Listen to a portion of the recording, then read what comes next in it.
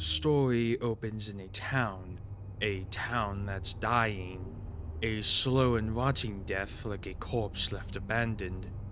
Oswald, a young 10-year-old boy, has lived in this town for his entire life, just as his parents have. Once upon a time, this town wasn't such a bad place to be. There used to be a variety of attractions to pass the time, but then the mill closed, and Oswald's dad wasn't the only one who had lost his job. Hundreds of other families were affected by this too, and so were the other businesses in town. Places such as the movie theater, the bowling alley, or the roller rink were no longer open. The mill had basically been the town's reason for being, the pillar of its economy. Many of the families that had once lived here had decided to move away, including Oswald's best friend Ben. While Ben and his family were enjoying the delights of Florida, Oswald was stuck here in a town as dead as a possum, or at least very nearly. Oswald's mom worked as a nurse at a hospital. It was a steady job that brought in most of the household's income. Meanwhile, Oswald's dad had gotten a part-time job at a deli shop called the Snack Space, but even then, they were still barely making ends meet. The only reason they hadn't moved out of town is because Oswald's grandmother lived nearby and needed help. On the upside, today was the last day of 5th grade for Oswald. Before him awaited a long, boring, and lonely summer, void of fun and joy. Or at least, so Oswald thought. But before we get there, let's learn a little bit more about Oswald. He's a simple boy, really. A simple boy who likes to draw and watch movies. As of late, he finds himself drawing mechanical animals of all things, like bears and bunnies and chickens, but robotic. That aside, Oswald has a taste for science fiction movies too, more particularly a series of monster movies by the name of Zendrelix, a parody of Godzilla, no doubt. Like any boy his age, he likes watching YouTube, playing video games, and eating bacon. Actually, it was Oswald's personal preference to never refuse more bacon when his mother made it for breakfast. Unfortunately, his mother is often busy at the hospital, often working late shifts. As much as she'd like to, she isn't around as much as Oswald wished she was. That meant Oswald and his dad spent a lot of time together, sometimes too much time, to the point that they got on each other's nerves. Oswald's father means well, but it's a tricky situation in a tricky town. But now that summer was starting and Oswald's parents were working, Oswald couldn't just be left at home. Before now, Oswald's dad was able to drop him off at school then pick him up later, but now a new plan was in order. Tonight, over mac and cheese that his dad had cooked, his father proposed that he could drop Oswald off at the library before work with money to buy a slice of pizza from a pizza joint in town, a place called Jeff's Pizza that was somehow still open. For a while, it was a decent enough strategy. Oswald would get a book from the library, go to Jeff's to order pizza, and read until his father picked him up around 3 when his shift ended. Jeff was even nice enough to give Oswald extra leftover slices, since he'd just have to throw them out anyway. Jeff was an interesting character, to say the least. Or rather, perhaps tired was a more apt description. Jeff looked constantly exhausted, as if he were always on the verge of passing out. Even when he was being nice, he sounded dull and unenergetic. Put simply, Jeff was as dead inside as the rest of the town. In his defense, he was running this place all by himself. He even made the pizzas. Still, at least it was good pizza. But monotony can kill a soul, and the same thing every day was starting to get tiresome. Sure, the first couple weeks were fine, but Oswald could feel the boredom of doing the same thing over and over again finally beginning to set in. Or was that insanity? Either way, it was making Oswald bitter. On one faithful Monday morning during the car ride to the library, Oswald and his father got into a heated debate about the predicament. Day after day after day, the same routine over and over again.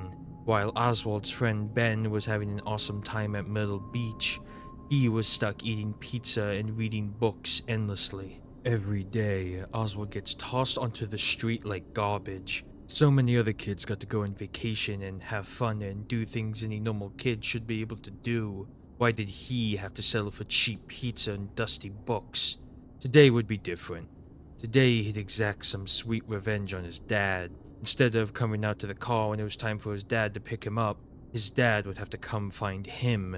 But where in Jeff's could Oswald hide? Then it hit him. The ball pit. That dusty old unclean ball pit was the perfect place to hide. The ball pit had long since gone unused.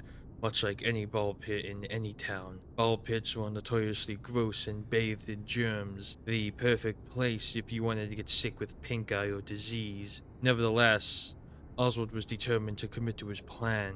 Oswald slowly sank into the pit of sticky rubber balls, as if he were about to dive into a swimming pool. He took a deep breath, and then he went under. The stench of mildew, and God knows what else, filled Oswald's nostrils as he waited. He laid at the floor of the ball pit for quite a while, waiting for his dad to eventually find him. At some point, though, it just became too much. He needed to come up for air, and the smell was ungodly. And so, Oswald rose from the ball pit, expecting to see the dull, yellowish faded walls of Jeff's Pizza. But that isn't what he saw when he emerged from the pit. The sound of joyous children sang around him, laughing and yelling and cheering as if it were the happiest day on earth. Bright, colorful lights sparkled and danced in contrast to the lifelessness that usually occupied the atmosphere of Jeff's Pizza. Iconic arcade machines beckoned with catchy tunes and victorious dings, while the youthful patrons happily slid tokens into the slots in order to play the pixelated games. This was not Jeff's Pizza, and yet it was at the same time.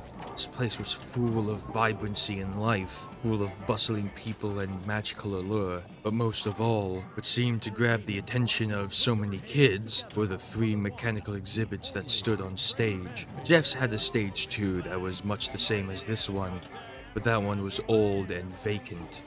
This one, however, was home to 3 mechanical wonders: a brown bear, a blue rabbit, and a yellow chicken. They were reminiscent of the animals Oswald would normally draw, yet those were generally cute. These, Oswald thought, were creepy. Oswald also noticed that the ball pit he had just climbed out of wasn't roped off like the ball pit back in Jeff's, yet it also looked essentially the same, barring the dust and grime. Oswald turned to the mural on the wall of the room the ball pit resided in. A mural that consisted of the 3 animatronics that performed on stage. The words Freddy Fazbear's Pizza sat beneath them, and when the smell of pizza hit Oswald's nose, he finally realized the truth. This was Jeff's, but from another time. Oswald didn't get long to process this, unfortunately. He was pulled from his thoughts when somebody accidentally bumped into him. Oddly enough, this is the moment when Oswald's summer took a turn for the best. The boy that bumped into Oswald was a kid around the same age as him, by the name of Chip, and accompanying Chip was another boy by the name of Mike. The 3 of them became fast friends, playing games in the arcade while Oswald still reeled from the surrealness of it all. Was any of this real? Had he really time traveled? Was his dad still looking for him? Oswald's confusion and disarray aside, it's worth mentioning that on the way to the arcade, Oswald and his new friends passed by what was presumably a man in a yellow mascot costume. He looked vaguely like the bunny that was on stage, albeit a golden yellow. Oswald noticed him, but nobody else seemed to pay the rabbit any thought, so he didn't either. If anything, he just assumed it was a Freddy's employee wearing a costume. Nevertheless, Oswald eventually excused himself after playing a few games with Chip and Mike. After all, he had to get back to his own time, and he assumed the ball pit would most likely be his best bet. He sank into the pit once again, opted to count to 100 because he really wasn't sure how long he should stay under the surface, then emerged. Thankfully it worked, and he found himself back in the present day. Oswald hastily looked at his phone and, barely any time had passed. If at all, even. His father soon picked him up and they headed home. Perhaps this summer would turn out to be eventful after all. The next day, when Oswald returned to Jeff's, he made a beeline for the ball pit, sinking right back into it just like he had the day prior. Much to Oswald's delight when he re-emerged, he was once again brought back to Freddy Fazbear's Pizza. There, he came across Chip and Mike again, and just like before, they indulged in a day of fun at Freddy's. Pizza and arcade games galore was at Oswald's disposal, and he found himself immensely enjoying Chip and Mike's company. As a matter of fact, hanging out with Chip and Mike had become a regular thing when Oswald dove into the pit. They'd play games, eat pizza, and sometimes just talk while enjoying each other's company. They'd talk about old movies, or at least old by Oswald standards. A movie that came out a week ago for them came out maybe 30 odd years ago for Oswald. He always had to be a little careful about what he said around them as to not seem too weird, of course. After all, he was from the future. Speaking of, Oswald had found out the exact year he was traveling back to each time he went into the pit, thanks to a calendar hanging on the wall at Freddy's, that being the yesteryear of 1985.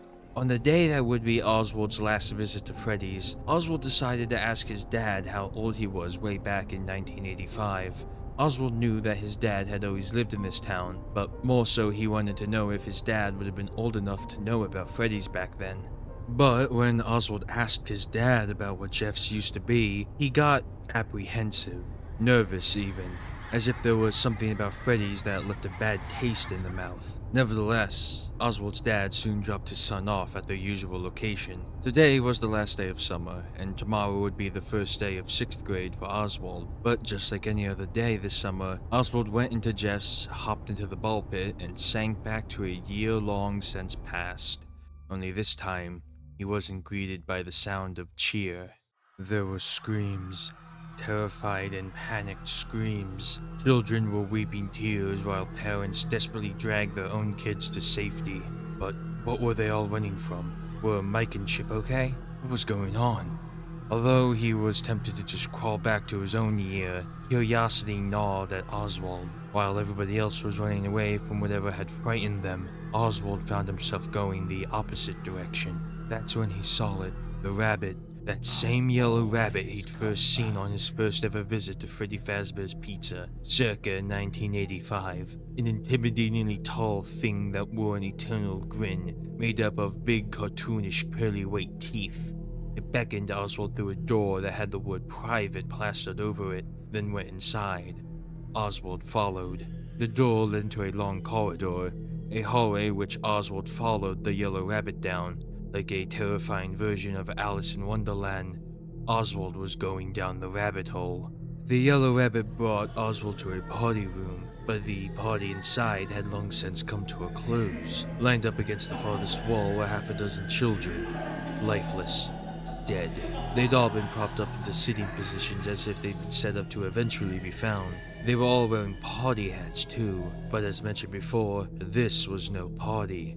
This was a crime scene, a scene that shook Oswald to his very core. Oswald screamed, turned, and ran. He ran as fast as the little legs would carry him back to the ball pit. The yellow rabbit followed close behind, gaining on Oswald little by little. Luckily, Oswald was able to make it back to the pit before that monster got its big fuzzy paws on him. When he came back up, he was greeted by the sound of Jeff's tired voice pointing Oswald out, followed by his dad's. Oswald climbed out of the ball pit as his dad approached. Apparently, he'd been looking for Oswald.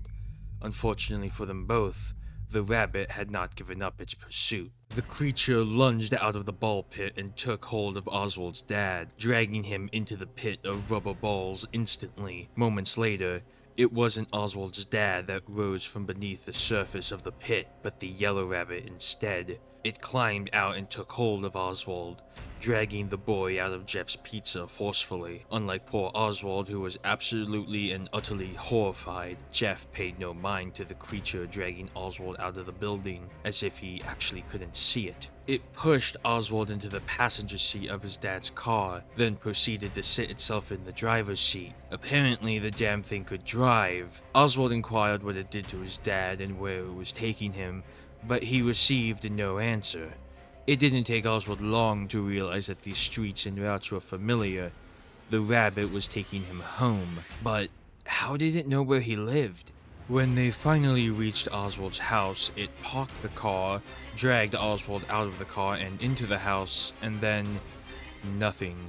It did nothing. It stood there endlessly grinning, its glaring, lifeless eyes staring Oswald down. With nowhere else to go, Oswald retreated to the safety of his bedroom, but as he sat there on his bed, unable to fathom what was happening, he conjured the idea to text his mother. He knew she was busy at the hospital, but maybe, just maybe, she could help him? Alas, when his mother did come rushing home from her job, she too didn't see the yellow rabbit. She saw Oswald's father. How did nobody see this thing like Oswald did? Was he going insane? As if time travel wasn't enough, and now this thing. This monster that masqueraded as an animal mascot, and apparently Oswald's father, had managed to cross into Oswald's time and intrude on his life. But if there was one thing Oswald was certain of, it was that this creature, this beast from the pit, was not his father. Next morning came and it was time for school. Once again, the yellow rabbit fell in line when it came to doing things Oswald's dad would normally do, such as driving Oswald to school. School, of course, was the last thing on poor Oswald's mind. In his defense, it was understandably hard to focus when your dad's place had been taken by an evil rabbit. It was also pretty hard to be brave, too. When recess came and the children were let loose into the playground area, Oswald sat alone at a bench. Thinking about the yellow rabbit was about all he could do now, but what could he do against it? That's when Oswald got a visitor he wasn't expecting, a fellow student that Oswald had never seen before. Mostly because she was new to the school and had just moved into town. A girl by the name of Gabrielle who asked Oswald if she could sit next to him on the bench. They talked while she read.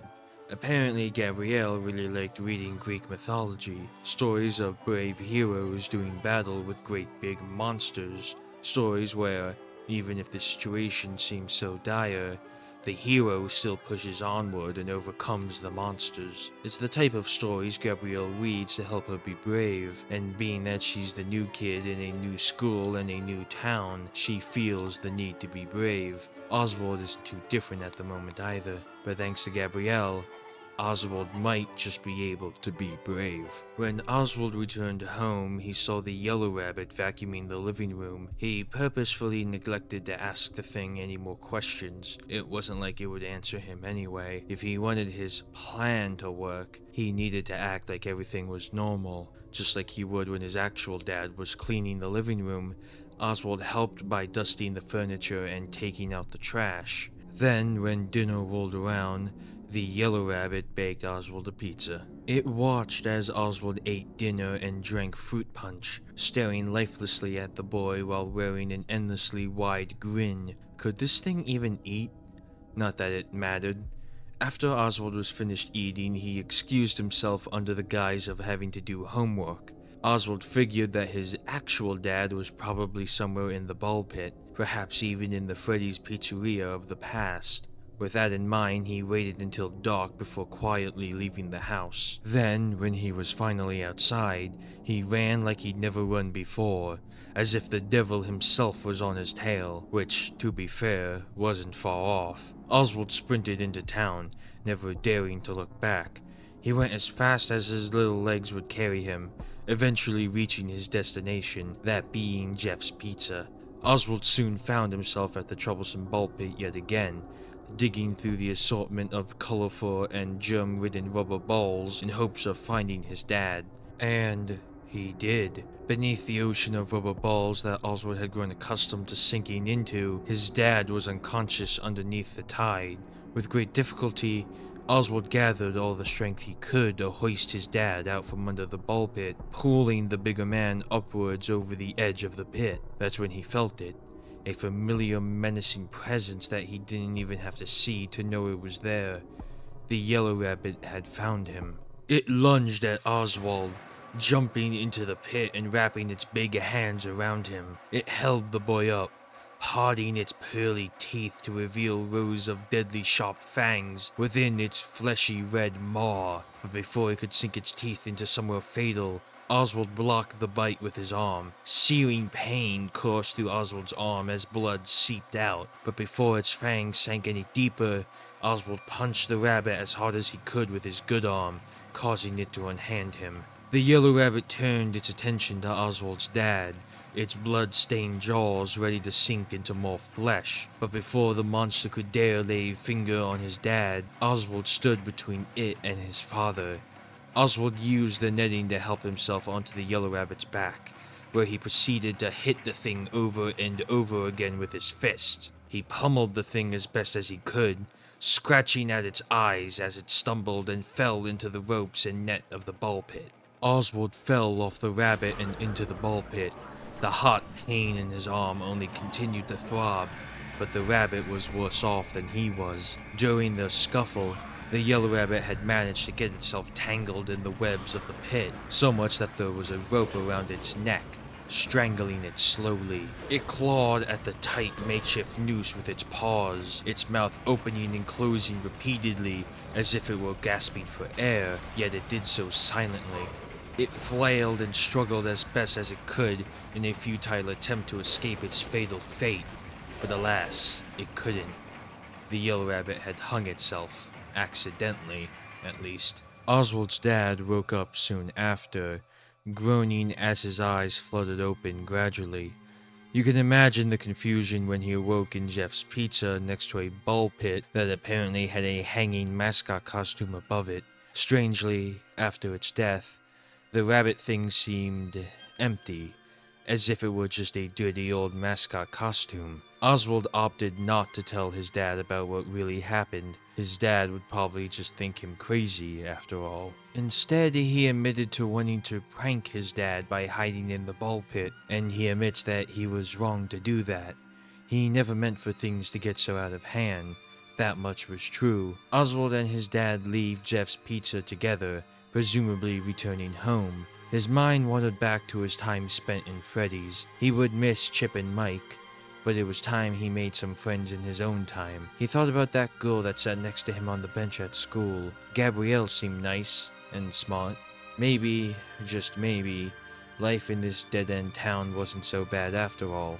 Just like his dad always said, at least they got to spend time together.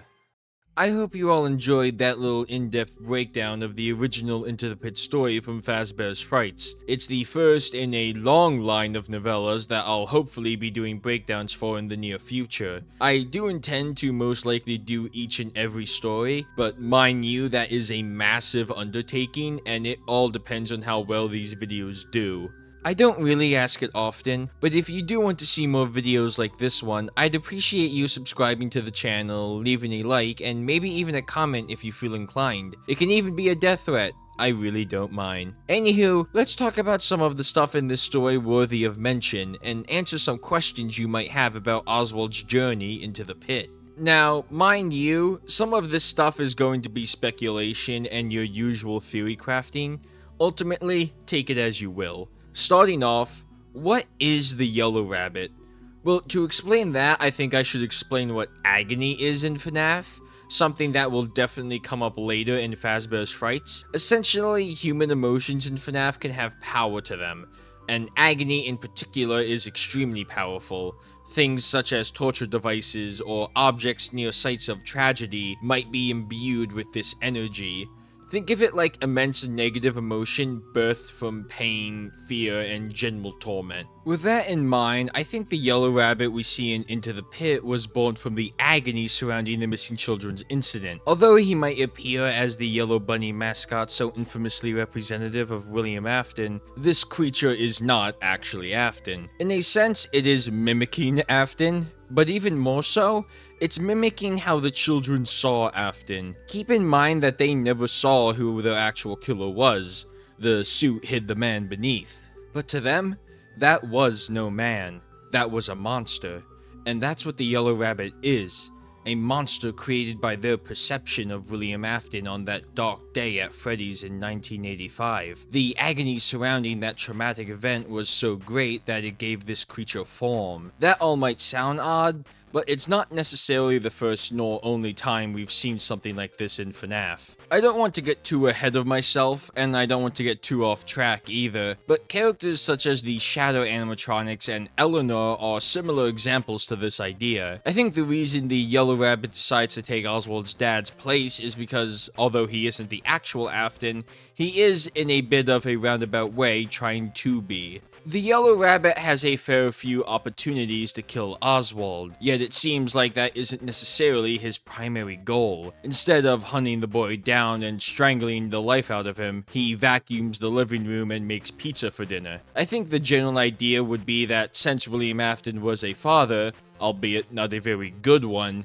the Yellow Rabbit decides to become Oswald's father to fill that quota, so to speak. Now, what about the ball pit that could apparently time travel? Well, for starters, it's not actually time travel. Keep in mind that the event that Oswald witnesses, although similar to the missing children's incident, is slightly different. For starters, we know for a fact that it wasn't an actual Yellow Rabbit monster that killed those kids. It was a man in a suit. William Afton does not have big sharp teeth, and if you couldn't tell, the Yellow Rabbit creature looks noticeably different to the suit that Afton actually wears. Think of it as if Oswald is stepping back into a very vivid and solid memory.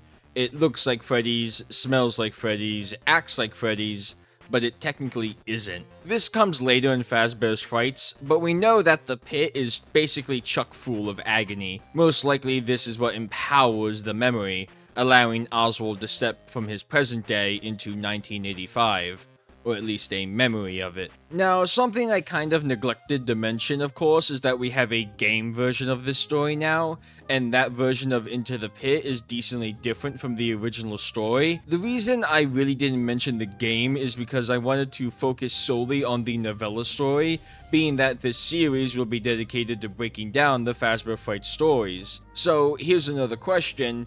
Is this story canon? The short answer, yes. Yes, it is. The slightly longer answer is that it is possible that the game version of Into the Pit overrides the original story. We know from the 10th anniversary interview that Scott did with Darko that it's possible we might even see a Fetch adaptation made by Mega Cat Studios. It was even teased in one of the endings for the Into the Pit game. Other Fazbear Fright stories were also directly referenced in the game as well, such as To Be Beautiful, Count the Ways, and Fetch. For a long time, it's been a debate whether or not the books are in the game's continuity. I would say yes, most of them are, barring the ones that clearly aren't. However, I do think it's possible that the storyline of Fazbear Frights might be getting a soft reboot in order to, 1, end the debate, and 2, better fit it with the rest of the games. Lastly, here's my ranking of the Into the Pit story. This is something I want to do for each of the stories after I finish them, just for the fun of it.